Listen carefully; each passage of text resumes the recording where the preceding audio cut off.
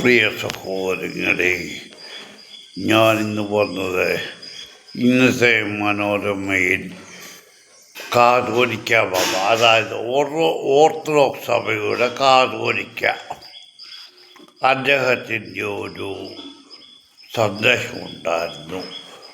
മദ്യമൊഴുക്കി ലാഭം കൊയ്യുന്നത് സർക്കാർ അവസാനിപ്പിക്കണം. അത് നല്ല കാര്യമാണ്. ശരി, അതിനെ ഞാൻ ഒന്നും പറയുന്നില്ല. എന്നാൽ എൻ്റെ സഹോദര, കാതോലിക്ക എന്ന് പേരിന് യോഗ്യനാണോ നീ? നിൻ്റെ ജീവിതത്തെ നീ ഒന്ന് ഓർത്തു നോക്ക്. നിനക്ക് സ്വയമായി സുഖമായി ജീവിക്കണം. നീ ഒരു സഭയുടെ പരമാധ്യക്ഷനായിട്ടിരുന്നിട്ട് നിനക്ക് സുഖജീവിതം വേണം. അതല്ലാതെ നീ നിൻ്റെ സഹോദരനും കൂടെ എന്തോ ചെയ്യുന്നെന്നോ നീ ഒന്ന് പറയാമോ? നിനക്ക് സ്വന്തമായി എത്ര കാറ് വേണം? പറ. നിൻ്റെ കയ്യിൽ എത്ര കാറുണ്ട്? ഇതാരുടെ കാശാ? നിൻ്റെ സ്വന്തം കുടുംബത്തിൽ നിന്ന് ഉണ്ടാക്കിക്കൊണ്ട് വന്ന കാശാണോ? വിശ്വാസികളുടെ കാശ്, നേർച്ചപ്പണം, പിടിച്ചു വാങ്ങിയതെല്ലാം കൂട്ടി നീ സുഖമായി ജീവിച്ചു പറയുക സർക്കാർ മദ്യം വിറ്റ് ലാഭം കൊയ്ഞ്ഞു നിർത്തണമെന്ന്. നീ എന്നാൽ ആദ്യം ഞങ്ങൾ നിർത്ത പള്ളിപിടുത്തം. ഈ പള്ളി പിടിക്കുന്ന എന്തിനു വേണ്ടിയാണ്? ദേവാലയം ആർക്കുള്ളതാണ്? ദൈവത്തിന് വസിക്കാനുള്ള സ്ഥലമാണ്. അത് ആരായാലും ആർക്കുള്ളതായാലും അവരുടെ കയ്യിരിക്കട്ടെ. നീ എന്തിനാ ഈ ദേവാലയത്തിൻ്റെ പേരിൽ ഇത്രയും വാശി പിടിച്ച് യാക്കോബക്കാരുടെ ദേവാലയം കൂടെ കൈക്കലാക്കാൻ നോക്കുന്നത്? നീ ആദ്യം അടങ്ങി നിർത്ത്. അവരും ദൈവത്തെ വിളിക്കുന്നത്. ആ ദേവാലയത്തിൽ സാത്താനെ അല്ല ആരാധിക്കുന്നത്. നീ ഓർക്കുക, നീ സ്വന്തമായിട്ട് ഈ പള്ളി പിടിക്കുന്ന എന്തിനു വേണ്ടിയാ? വേറൊന്നിനു വേണ്ടിയല്ല. അവിടുത്തെ വരുമാനം നോക്കിയാ. ഇന്നത്തെ ഞാൻ നിന്നോട് പറയാം, കാതോലിക്ക ബാബ, നിനക്കറിയാവും. നിന്നോട് ഞാൻ ചോദിക്കുക, ഇന്നത്തെ പുരോഹിതന്മാരൊക്കെ ആരൊക്കെയാണ്? ആരെയാണ് നിങ്ങൾ പുരോഹിതന്മാരായിട്ട് വായിക്കുന്നത്? ഇന്നത്തെ പുരോഹിതന്മാരായി വരുന്നവർ മുഴുവൻ സ്കൂളിലും കോളേജിലും രാഷ്ട്രീയ പാർട്ടികളിലും പ്രവർത്തിച്ചിട്ടുള്ളവരാണ്. അവരെ തന്നെ നിങ്ങൾ സെലക്ട് ചെയ്ത് പുരോഹിതന്മാരായി വായിച്ചിറക്കുന്നു. അവർ എന്തുവാ ചെയ്ത് പഠിച്ചത് പാടത്തുള്ളൂ എന്ന് പറഞ്ഞു പോകൂടെ. അവർ സ്കൂളിലും കോളേജിലും ഈ വൈദിക സെമിനാരി പഠിച്ചതൊക്കെ അവർക്ക് ഒരു സൈഡിൽ കിടക്കും. അവർ സ്കൂളിലും കോളേജിലും പഠിച്ചത് അതിൻ്റെ ഇടയ്ക്കടുത്ത് വിശ്വാസികളെ നശിപ്പിക്കും. ബൈബിളിൽ പറഞ്ഞിട്ടുണ്ട്.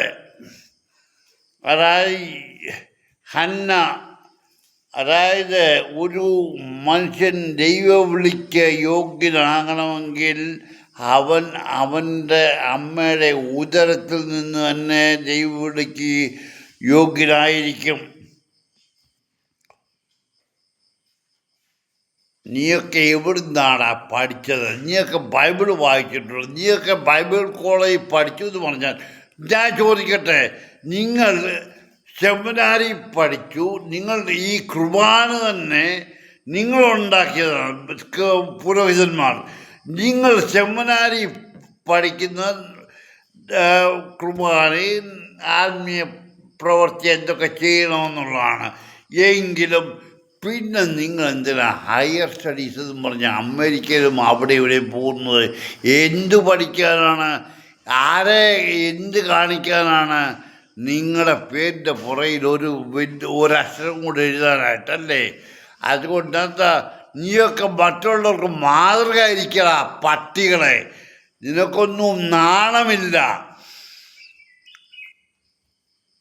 പറയാം, കാതോലിക്ക ബാവ പടം പിരിക്കാൻ പോകുന്നത് എന്തിനാ? ചെങ്ങന്നൂർ ഭദ്രാസനത്തിൽ ഈ കാതോലിക്ക ബാബ പണക്കാർ കൊണ്ടുപോകാനായിട്ട് വന്നു എന്നുള്ളതാണ്.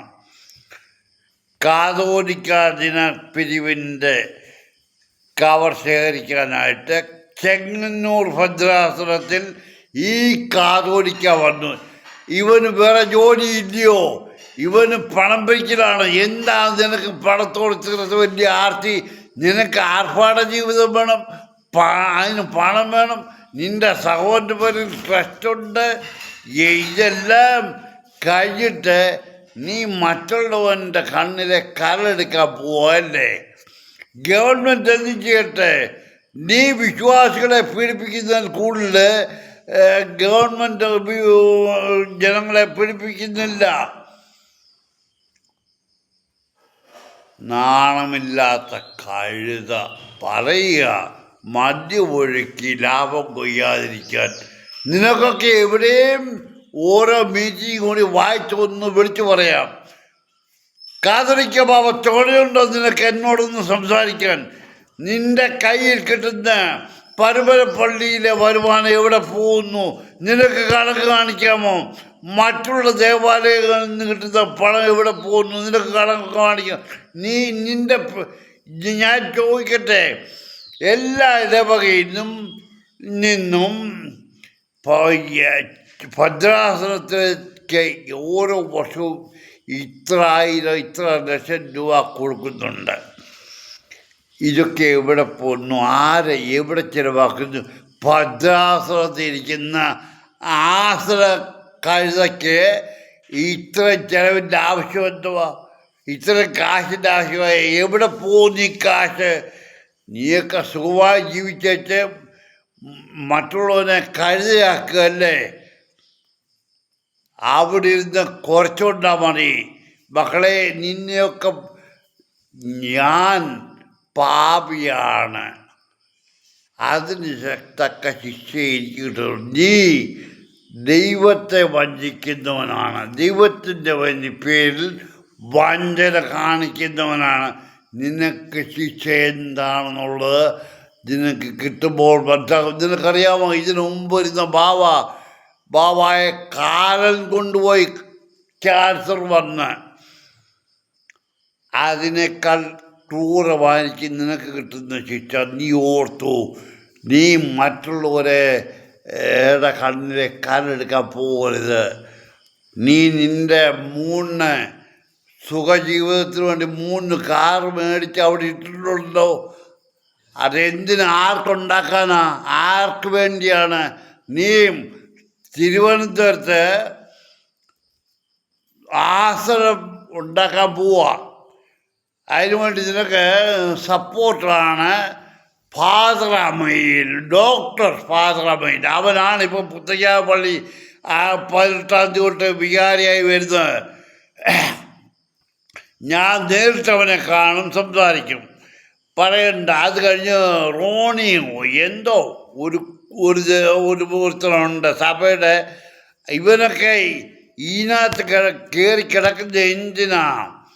ഇവൻ്റെ ഒന്നും പോക്കറ്റിലെ കാശ് പോകാതെ സുഖജീവിതം നയിക്കാനായിട്ടാണ്. ലോകത്തിന് നന്മ ചെയ്യേ, മനുഷ്യന് നന്മ ചെയ്യേ, സമൂഹത്തിന് നന്മ ചെയ്യേ. നീ അവിടെ തിരുവനന്തപുരത്ത് PR സെൻ്റർ ഉണ്ടാക്കി എന്തോ ഉണ്ടാക്കാനാടാ?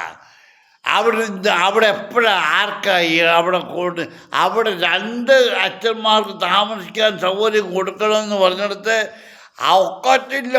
ഇപ്പോൾ ഒടുവിൽ ഒരച്ഛന്, ബാക്കി എന്തെടുക്കാനാ? എന്താ നീ ഈ എല്ലാ വർഷവും ഈ കാളുകളെ സെമിനാരിൽ നിന്ന് അടിച്ചിറക്കാതെ അതങ്ങ് നിർത്ത്. റിട്ടയർ ചെയ്യുന്ന അച്ഛന്മാർക്കനുസരിച്ച് ആ ഓരോ സെമിനാരിയിലും അത്രയും അച്ഛന്മാരെ ട്രെയിൻ ചെയ്തിറക്ക്. നിനക്കെല്ലാം വേണം. മക്കളെ, സൂക്ഷിച്ചു. ജീവിതം ഇത്രയേ ഉള്ളൂ, അവസാനിക്കാറായി. നീയൊക്കെ സുഖജീവിതം ആദ്യം ഇനിയും കൊണ്ടു നടക്കാമെന്ന് ആഗ്രഹിക്കേണ്ട. നന്ദി.